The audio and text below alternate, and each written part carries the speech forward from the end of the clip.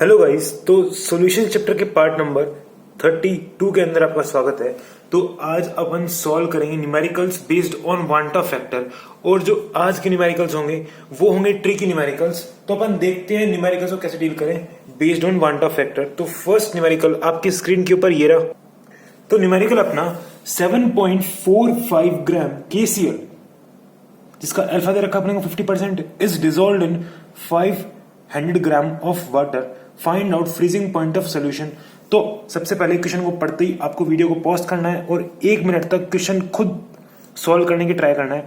अगर आपसे question solve नहीं होता है तो आपको वीडियो रिप्ले करके देखना है इसका सॉल्यूशन। तो अपन बात करते हैं। सबसे पहले अपने को यहाँ पे गिवन टाइम क्या कहते रखी है, 7.45 ग्राम KCl प्रेजेंट है, जो कि क्या है, सोल्यूट। और ये सोल्यूट जो है ये क्या है, इलेक्ट्रोलाइट है। और इसका अल्फा दे रखा है 50%। अल्फा क्या होता है, डिग्री ऑफ डिसोसिएशन, जो कि दे रखा है अपने को 50%। इसको अपन ने KCl को मिक्स करा किसके अंदर, वाटर के अंदर, जो कि प्रेजेंट है 500 ग्राम। तो सबसे पहले अपन ने गिवन टर्म्स लिख ली। अपने को दे रखा है वेट ऑफ सोल्यूट, जो कि है एक इलेक्ट्रोलाइट, दैट इज 7.45 ग्राम। उसके बाद अपने को क्या पता है कि मॉलिक्यूलर वेट, ये दे नहीं रखा, अपने को मालूम होना चाहिए molecular weight of solute that is KCl कितना होता है, 39 molecular weight of potassium plus 35.5 molecular weight of chlorine. तो इसको ऐड करते हैं तो कितना आता है अपने पास, 74.5। सिंपल।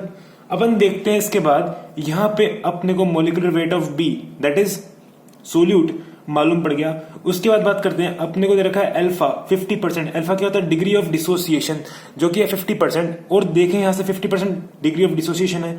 अगर इस 50% को कन्वर्ट करता हूं मैं एक न्यूमेरिक वैल्यू के अंदर, तो सिंपली मैंने क्या करा, 50% को डिवाइड कर दिया 100 से, तो ये एक न्यूमेरिक वैल्यू के अंदर कन्वर्ट हो गया, दैट इज 0.5। अपन बात करते हैं इसके बाद, अपने को दे रखा है weight of solvent that is WA।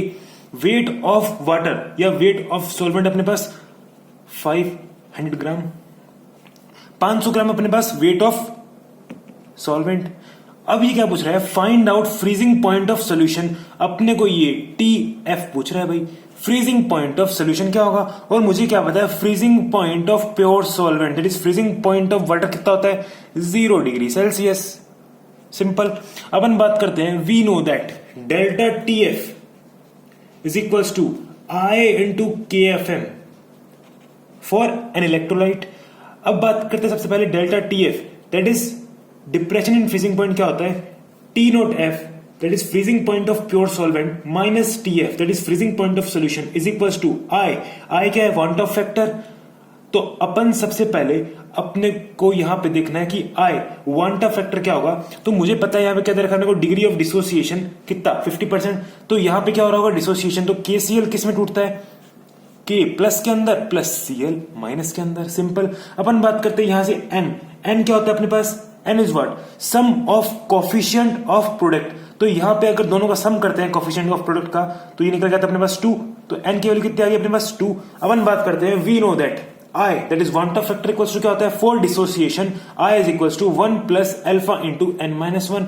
तो यहां पे I is equals to क्या है अपने पास, 1 plus alpha क्या है, डिग्री ऑफ डिसोसिएशन की वैल्यू क्या है, numeric value 0.5 into n minus 1 that is 2 minus 1। तो ये निकल के कितना है अपने पास, 1 plus 0.5 into 1 that is 0.5। तो I की वैल्यू कितनी होगी अपने पास, 1.5। 1.5 को मैं और क्या बोल सकता हूं, 3/2। सिंपल। तो ये आ गया अपने पास क्या, value of van't Hoff factor.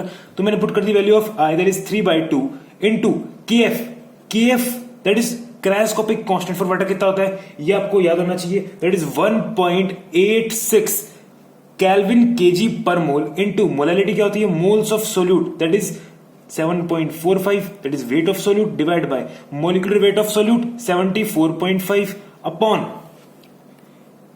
mass of solvent in kg। ये क्या होती है, मोलैलिटी। तो mass of solvent is 500 gram upon 1000, क्योंकि ये किसमें दे रखा है, ग्राम के अंदर।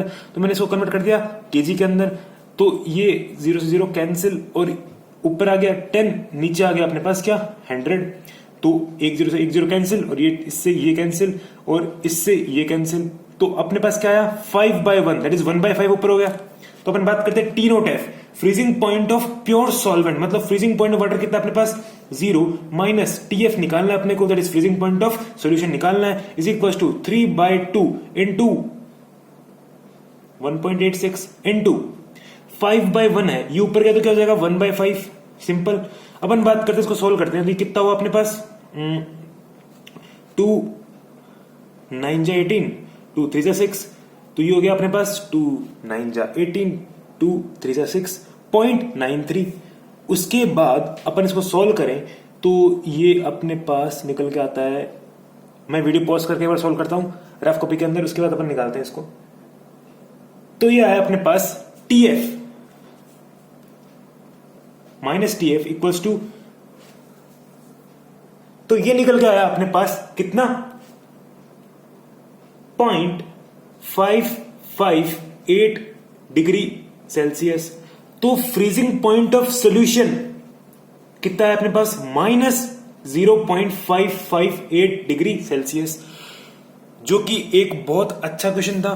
तो आई होप आपको ये क्वेश्चन समझ में आया हो, जिसके अंदर अपने से क्या पूछा है, फ्रीजिंग पॉइंट ऑफ सॉल्यूशन क्या होगा, और अपने पास यहां पे एक इलेक्ट्रोलाइट दे रखा है KCl, तो अपने को यहां पे वांट ऑफ फैक्टर I की वैल्यू पहले कैलकुलेट करनी पड़ेगी, सिंपल। अपन बात करते हैं इसके बाद नेक्स्ट न्यूमेरिकल की। तो नेक्स्ट न्यूमेरिकल आपकी स्क्रीन के ऊपर ये रहा।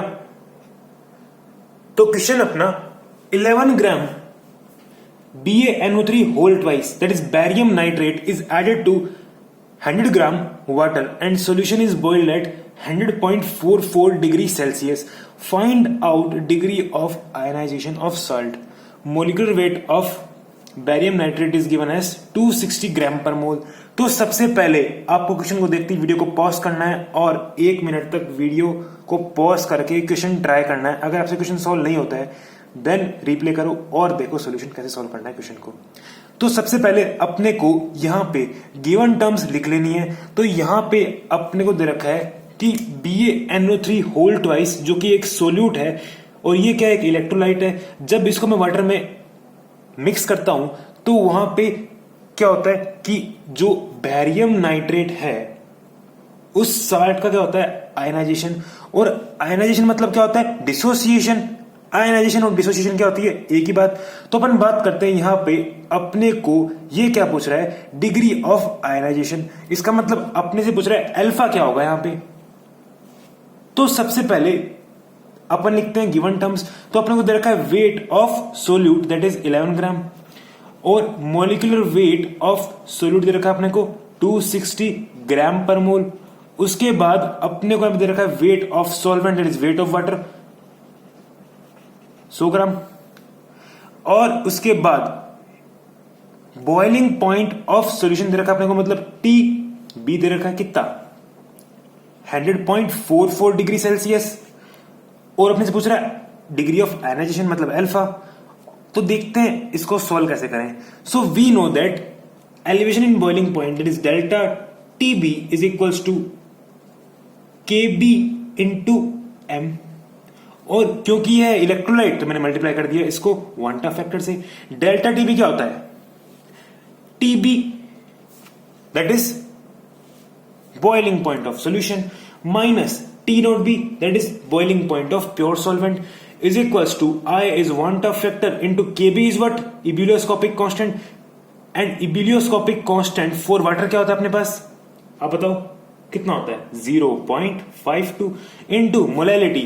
मोलैलिटी क्या होती है, moles of solute upon mass of solvent in KG. तो 100 ग्राम में दे रखा है, इसको कन्वर्ट कर लिया मैंने किसके अंदर, केजी के अंदर। तो 20 से 20 कैंसिल, 0 से 0 कैंसिल, 11/26 बच गया। यहाँ पे टीबी दे रखा है अपने को 100.44 डिग्री सेल्सियस। और मुझे पता है कि boiling point of pure solvent मतलब बॉइलिंग पॉइंट ऑफ वाटर कितना होता है 100 डिग्री सेल्सियस। अपन बात करते हैं टीबी। टीबी के अपने पास 100.44 डिग्री सेल्सियस जो कि दे रखा है आपको, माइनस टी नॉट बी अपने को पता है कितना होता है 100 degree Celsius. Boiling point of pure solvent मतलब boiling point of water is equals to I, पहले निकाल लेते हैं अपन, उसके बाद क्या निकाल सकते हैं इससे अल्फा इजीली, इंटू 0.52 इंटू 11/26। तो अपन इसको देखते हैं तो ये कितना है 0.44 इज इक्वल्स टू आई 26 को ले गया मैं उधर की साइड, तो ये कितना हो गया 26, और अपॉन में इसको ले गया मैं नीचे, दैट इज 0.52 इंटू 11, 11 4 जा 44, सिंपल। अपन बात करते हैं, इसको सोल्व करें तो आई की वैल्यू कितनी निकल के आती है अपने पास, आई इक्वल्स टू आता है अपने पास 0.5 और आई निकल के आता है अपने पास कितना, आई आता है 10.4 डिवाइडेड बाय 0.52, तो ये कितने टाइम कैंसिल हो गया 2 टाइम, तो आई की वैल्यू कितनी है अपने पास 2, तो आई क्या होता है वांटा फैक्टर, वांटा फैक्टर कितना है अपने पास 2। अपन बात करते हैं अपने को निकालना है यहाँ पे डिग्री ऑफ आयनाइजेशन, तो मुझे पता है I is equals to 1 plus alpha into n-1 for dissociation या फॉर आयनाइजेशन।